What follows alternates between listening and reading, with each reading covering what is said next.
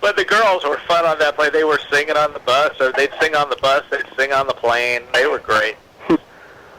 It was just silly stuff like hanging out at the pool, and if we'd take over a pool at 10 o'clock at night and go swimming, and they were such sweet girls though. They were really nice. They weren't affected at all. Yeah. They were just real down to earth, just total sweethearts, but absolute professionals from the time they hit the stage to actually the whole tour. Well, the whole tour, they'd show up at the bus on time, which was rare for most of the stars. Because we'd set a time the bus is supposed to leave, and then the musicians I insisted they were all on the bus ready to go by the time I said it was time to go, and then we'd have to wait for somebody. It was usually Frankie Fontaine. Frank Fontaine, yeah, from the old Jackie Gleason. Wow. Yeah. Whoa, what was he like? God. Oh, Frankie was wild. He was a funny guy, another heavy drinker.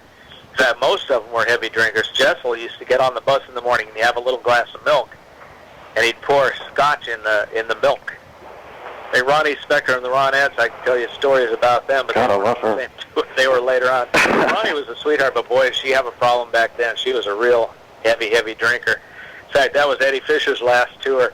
She came wandering in the dressing room. She was so drunk one night she couldn't even walk.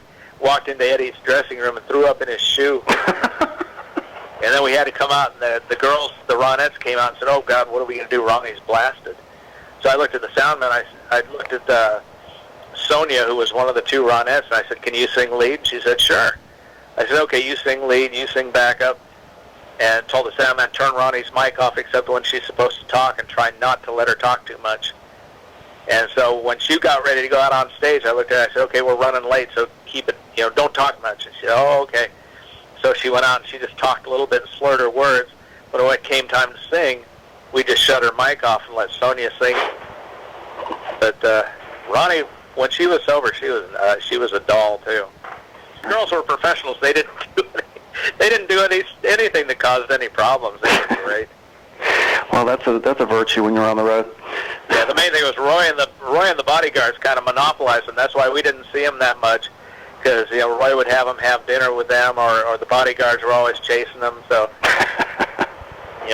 we didn't get to associate with them that much, except for working and sitting on the bus.